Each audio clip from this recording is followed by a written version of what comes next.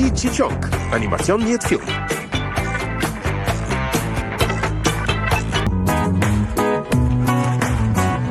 Сестра Мери Елефант.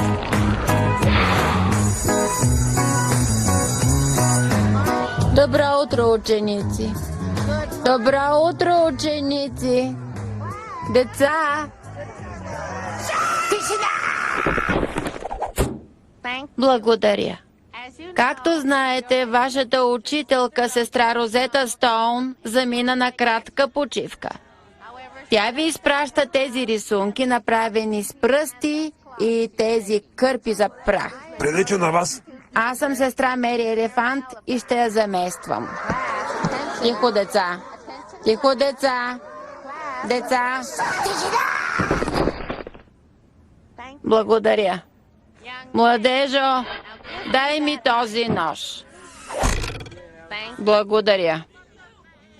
Деца, вие вече знаете коя съм аз. Време е да ми се представите и ви. Как ли пък не? Деца! Деца!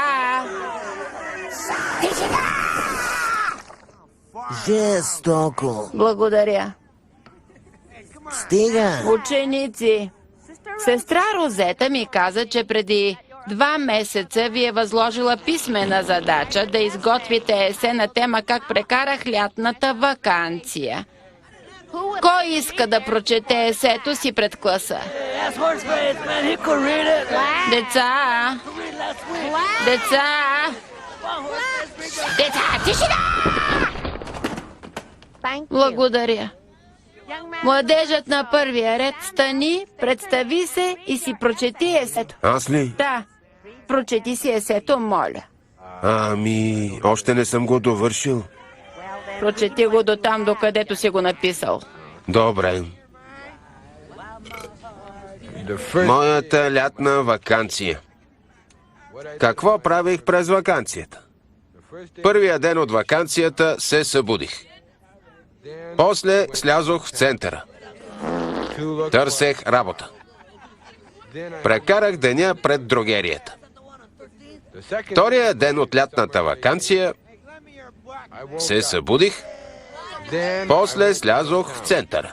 Може ли? Да си потърся работа. До туалетната. Прекарах деня пред дрогерията. Ей, Третия ден от ваканцията елефант. се събудих.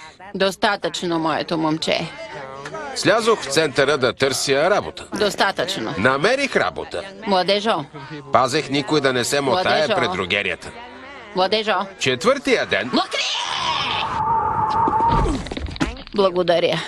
Може ли до туалетната? Деца, имам изненада за вас.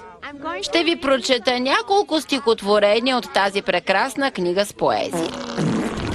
Слънцето целува утринното небе.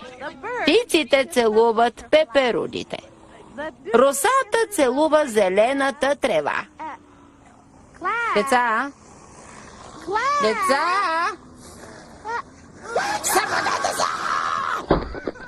Трябва да отида до туалетната.